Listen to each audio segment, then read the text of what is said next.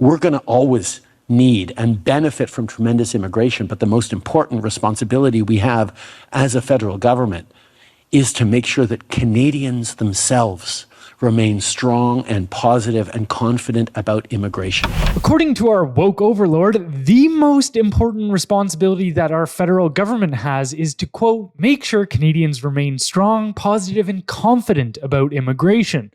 While Trudeau talks about positivity and confidence, his PR strategy seems to involve labeling anyone who opposes his immigration policies as bigoted, xenophobic, or racist. This makes sense considering the lack of positive outcomes from these policies that he could stand on. In 2023, Canada's population growth accelerated to 3.2%, a rate rivaled only by African nations.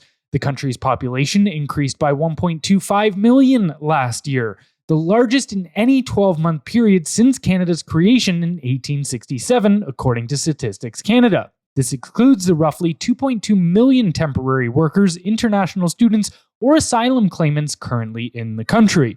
This is unsustainable. Anyone who hasn't deluded themselves with woke ideology can see the effects of mass migration. Crime is rampant, housing is unaffordable, healthcare is imploding, wages are stagnating, young Canadians can't find summer jobs, and the largest contributor to all of these problems are Trudeau's immigration policies, which are only set to increase. Many think these policies are about buying votes, yet the majority of Canadians oppose them. So, if these policies contribute to the Liberal Party's decline, why continue them? The truth is that mass migration isn't about compassion for foreigners or buying votes. It aims to fund the state, create cultural divide, and hide the grim economic landscape ahead. Let's explore these reasons one by one. First, funding the state. Government programs are a pyramid scheme based on age. For them to work, there needs to be more young people at the bottom paying into social programs than old people at the top withdrawing from them. It's simple math. A program or business with higher costs than revenue will fail. After World War II, Western societies experienced a baby boom. In the early 1960s, there were roughly 4 children born per woman. Just a decade later, after contraception, abortion, and women entering the workforce became widespread, the birth rate plummeted to below 2 children per woman, inverting the age pyramid. Today, those baby boomers are starting to withdraw their pensions and move into assisted living. According to the most recent report by the Office of Chief Actuary, the CPP is financially stable for at least the next 75 years, although that's only true if those leaving the workforce are replaced by new taxpayers. If you mention the Great Replacement, you are likely to get labeled a conspiracy theorist or worse, a white supremacist. Although these labels aren't unfounded, there is a growing swath of white nationalists who are coming out of the woodworks to play the identity politics game that the left started back up decades ago. While the left and the right argue over race replacement, they both miss the big picture: economic replacement. The main goal of mass migration is to fund the state. To avoid sounding like a conspiracy theorist, a term that is slowly becoming a badge of honor rather than a pejorative, here's a 177-page report from the United Nations titled Replacement Migration, where the international bureaucracy lays out why mass migration is necessary and how to facilitate it. So while Occam's razor would have us believe that mass migration was implemented mainly for economic reasons, that doesn't mean the cultural implications of this policy can't be used to further benefit the state. These consequences are unlikely to upset the left, who openly seek to obliterate any social construct they claim is the product of whiteness or colonialism. The second aspect of mass migration is to divide and conquer. Canada's first Prime Minister of Colour, Justin Trudeau, once declared that the nation has no core identity or mainstream culture. While some may disagree, the reason that the validity of his statements can be debated is largely due to his father. Canada became the first country in the world to introduce a multiculturalism policy in 1971 under Prime Minister Pierre Trudeau's government. This policy marked a significant shift in Canada's cultural framework. While claiming the goal was to preserve and enhance cultural heritage, it actually did the opposite. After this policy was implemented, the country started accommodating foreign cultures rather than assimilating them. Instead of creating programs to ensure those that moved here would respect our way of life, the government began funding cultural groups and organizations aimed to make sure we respect their way of life. All of these policies stem from a concept known as cultural relativism, which proclaims that there is no universal standard to measure cultures by, and that the values and beliefs of one culture cannot be measured against the values and beliefs of another. This is obviously a nonsensical notion because it would be easily debunked by asking any proponent of cultural relativism their thoughts on Nazi culture. They'd rightfully denounce Nazi culture without hesitation despite not being from that culture, showing that their relativist stance towards culture is only selectively applied. The unpopular truth is, some cultures are better than others. Admitting that does not make you a racist. Culture is defined as, quote, the arts, beliefs, customs, institutions, and other products of human work and thought considered as a unit, especially with regard to a particular time or social group. None of this has to do with anyone's skin color. Many different races can cooperate under a single culture. However, the same race will face conflict in the presence of multiple cultures. This is a benefit for those who can use divide and conquer strategies amongst the population they rule over. Let's say I was at the helm of an authoritarian government that believed freedom of speech is a nuisance, but the dominant culture greatly valued it. I'd tell LGBTQ folk that we're enacting compelled speech laws to protect their identity. I'd tell the Islamic community that we're passing hate speech laws to ensure no one can slander their prophet. And I'd tell parents we're censoring the internet to protect their children. I'd divide the nation into as many competing groups as possible, promising each of them protection from the other in order to seize the power needed to subjugate all of them. Consider another scenario. Let's say my regime despised the right to privacy and wanted to create an ever-expansive surveillance state. I could import one culture which is fundamentally opposed to the current dominant culture, leading to an inevitable clash between them, and when this occurs, I could market totalitarian measures as an antidote to social unrest. I can announce today that following this meeting, we will establish a national capability across police forces to tackle violent disorder. These thugs are mobile, they move from community to community, and we must have a policing response that can do the same. Shared intelligence, wider deployment of facial recognition technology, and preventative action, criminal behaviour orders to restrict their movements before they can even board a train. I could create an atmosphere where everyday citizens would welcome infringements on their most important rights in order to quell the chaos I've created. But of course, none of those scenarios are happening. Another issue with mass migration is that the state can collaborate with crime organizations. Since Trudeau took office in 2015, violent crime has increased by nearly 50%, according to Statistics Canada. International gangs are exploiting Canada's lax immigration and bail policies, something our current immigration minister, Mark Miller, claims is inevitable.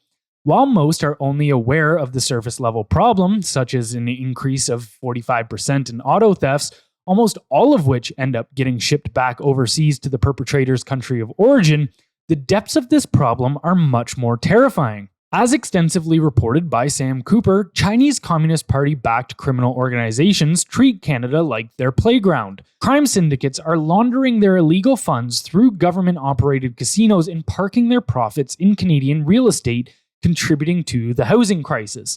These funds are then used to undermine Canadian elections, compromise politicians, and take over industry. The point here is not that crime is a product of Chinese culture. That would be ridiculous. But these criminals from other cultures and backgrounds weaponize the labels of racism against us.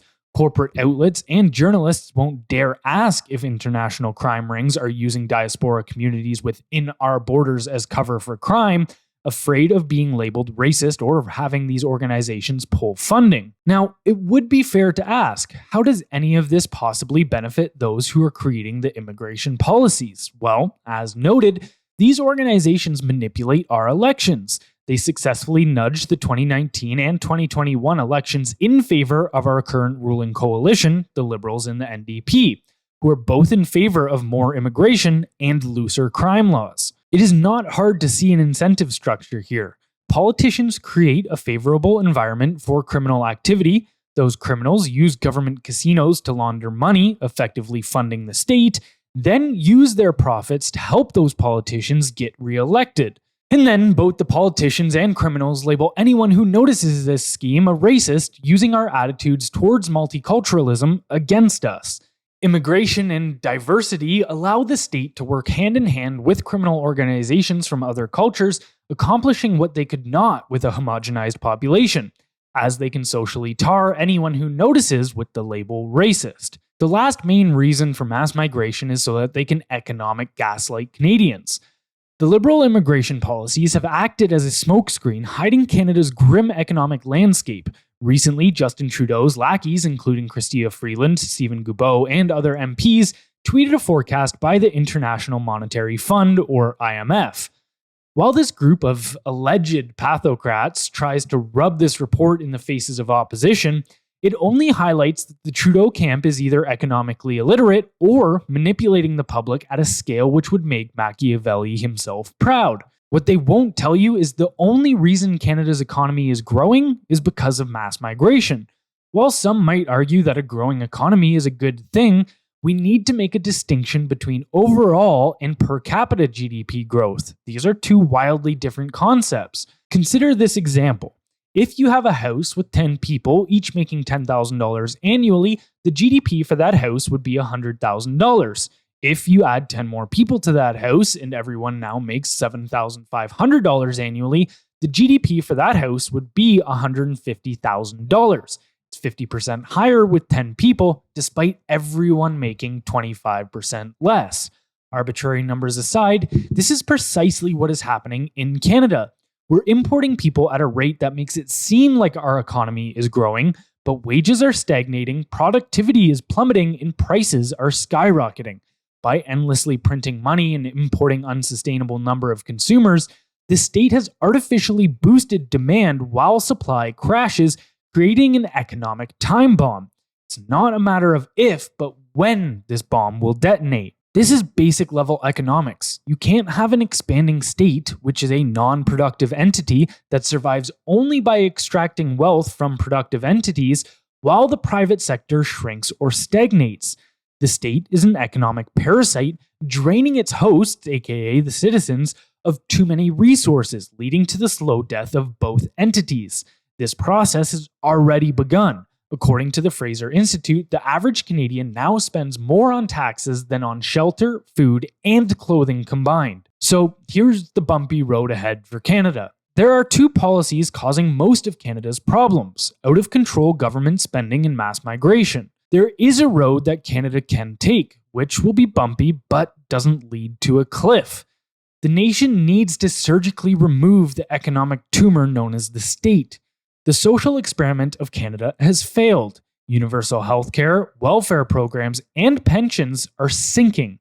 It's now a matter of whether the Canadian people want to financially drown while trying to hold on to these economic anchors, or let go slowly and begin the ascent to a much-needed breath of air. The newly elected president of Argentina, Javier Milei, has already proved that chainsawing the state can reverse these trends. Milei's austerity measures led to Argentina's first budget surplus in 16 years and reduced monthly inflation rates from around 25% in December to 4.2% in May. This doesn't mean that the drastic measures Milei has taken don't have consequences of their own. There have been short-term hardships, including reduced salaries and pensions. However, here's how this economic time bomb works. We can add more time to the detonation clock through government spending, but there's a catch. Every time we print money, we have to add a stick of dynamite. There is no Hollywood option where we get to cut the wire and avoid an explosion. If we continue on the same trajectory, eventually we will run out of dynamite, leading to a scenario resembling Weimar Germany, where money itself becomes as valuable as a child's toy. Literally. Again, this problem is avoidable, but only if Canadians muster the courage to change their stance towards mass migration and stop entrusting the state, a criminal enterprise, to fix their problems.